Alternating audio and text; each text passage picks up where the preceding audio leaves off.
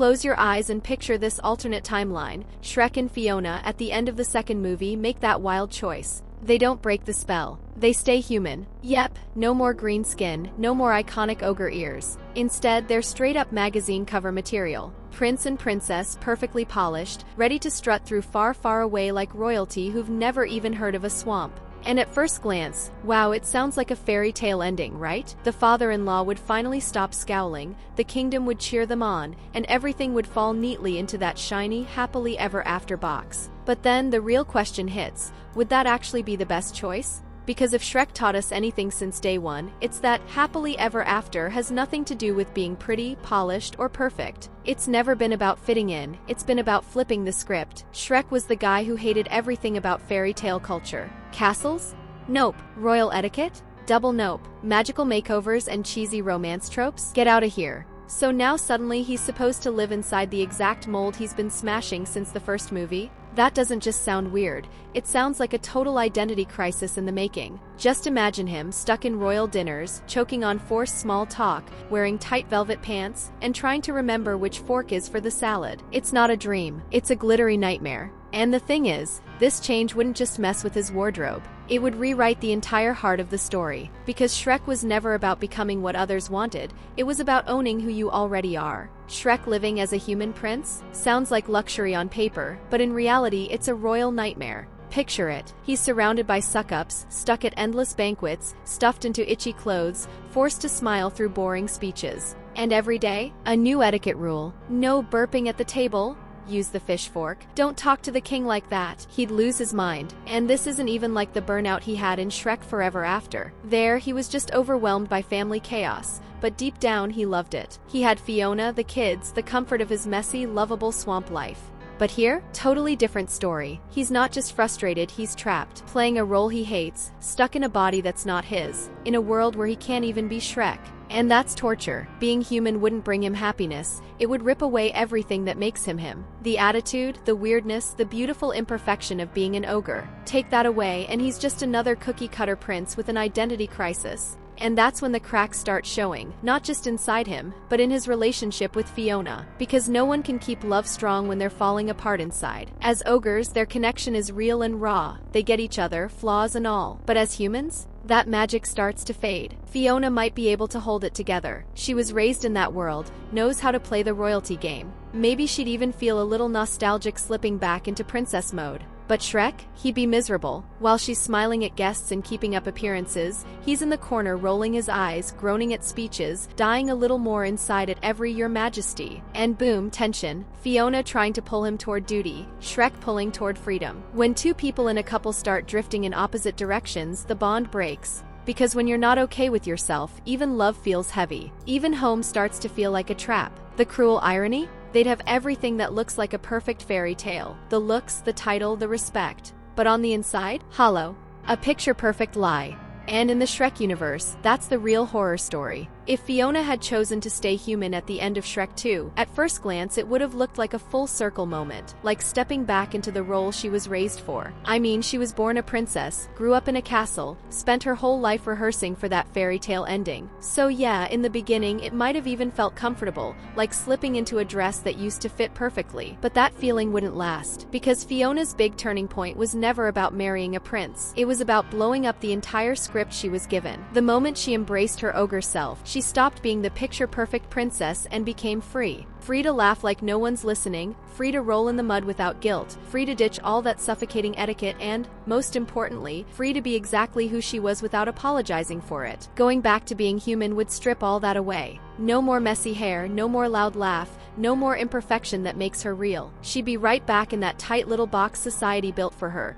Perfect posture, perfect smile, perfect lie. And even if she tried to convince herself everything was fine, deep down there'd be that itch. That quiet, uncomfortable something whispering that this version of her doesn't fit anymore. That's where Fiona's real inner war would start. On one side, she'd have everything she was taught to want. Royal approval, parental pride, the classic fairy tale ending. On the other, the messy, hilarious, muddy, honest life she built with Shrek. The one where she didn't have to fake a single thing. And over time, that little whisper inside her wouldn't stay little. It would grow. Because it wouldn't just be Shrek who struggled with his human mask. Fiona would too. She might take longer to admit it, but once you've tasted real freedom, there's no going back to the golden cage. The truth is, the Princess Fiona the world expected was never the real her. That version died the moment she stepped out of the tower and into the swamp. And living as a human again? That'd be like erasing everything she'd become. In the end, no matter how shiny the tiara or perfect the castle, Fiona was never meant to be a human princess. She was meant to be an ogre, loud, proud, muddy, and free. In this alternate timeline where Shrek stays human, the core conflict of Shrek the Third flips completely on its head. He can't just say, "I'm an ogre, I don't belong on a throne." Nope, now he looks the part. He's tall, handsome, married to Fiona, and walking around with the exact image of the perfect heir. To everyone else, he is the king they've been waiting for. But we know better. Inside?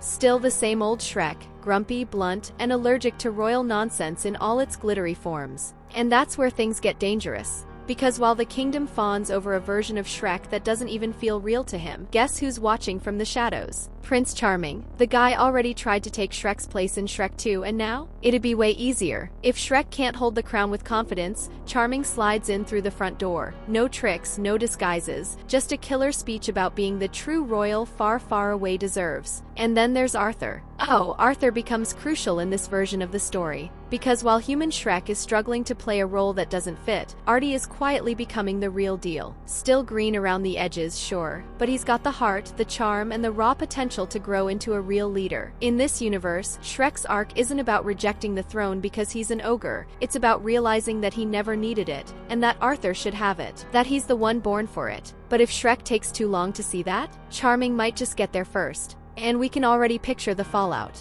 Now, yeah, maybe the final showdown would still play out like the original. Big fight, big lesson, big redemption. But this time, the stakes are way higher. Because Shrek, as a human, unintentionally became a symbol that gave Charming the perfect opening to strike. And that throne? It was never meant to be his in the first place. In Shrek Forever After, in this humanized alternate universe, the problem wouldn't just be, ugh, I miss the chaos of ogre life. No, it'd cut way deeper. Shrek wouldn't just be tired of diapers and birthday parties. He'd be miserable. We're talking full-blown identity crisis. Years spent as a royal, going through the motions, attending ceremonies, smiling for portraits, being praised by people who don't even see him. He's admired, yes, but for being someone he's not. It's not midlife boredom, it's spiritual suffocation. He's trapped in a body that doesn't speak his truth. And then comes Rumpelstiltskin. In this timeline, the deal wouldn't send Shrek into a world where he was never born. It would give him something even more shocking, himself. Ogre Shrek. For the first time in years, he'd feel mud under his feet. His voice would boom again. His reflection would finally match who he is inside. The twist? The horror wouldn't be losing his family. It'd be remembering who he was and realizing how far he drifted. And Fiona? She might not be that ogre warrior anymore. In this world, she could be so deeply reabsorbed into her role as a human princess that she doesn't even remember how it felt to let go, to be wild, messy, free. Shrek would now have to win her over again, but not with flowers or charm, with truth, with authenticity. The fight wouldn't be just against Rumpel's contract, it'd be against the idea that the perfect fairy tale life is worth sacrificing who you are. And here's where the whole franchise starts to unravel, in the best possible way, because this reality shows how much would have been lost if they had stayed human. Shrek and Fiona might have been accepted by society, sure. They'd have the status, the crowns, the curated happily ever after. But they'd lose the soul of their story. The raw, muddy, beautifully chaotic connection that made them them. Shrek would be hollowed out, wearing the biggest label of all, Prince Charming,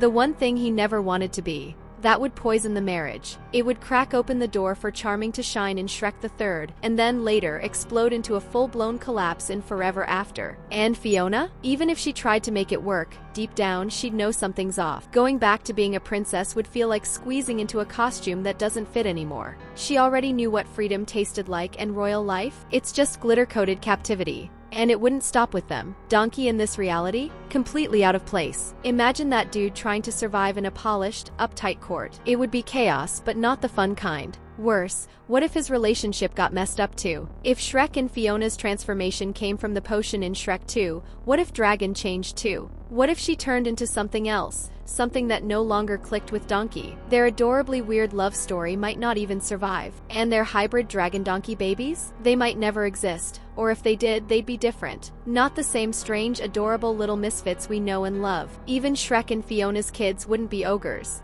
they'd be little royal humans. Cute, maybe, but a constant reminder of the life they chose, the one that looked right but felt wrong. And here's the kicker. Shrek, with his perfect life, would be more miserable than ever, because at the core of Shrek, that's always been the point. Happily ever after isn't about fitting in. It's about finding your own version of joy, mud, flaws, and all. This alternate universe doesn't just twist the story, it proves how brilliant the original ending really was. Fiona choosing ogrehood, Shrek embracing himself. Two weirdos in love, showing the world that a real happy ending isn't pretty, it's real. If you had fun diving into this wild Shrek alternate universe, smash that like button to keep the madness going. And hey, don't leave without clicking the video on the end screen. There's another crazy theory waiting that'll blow your mind in the best way possible. Go on, jump into the next one.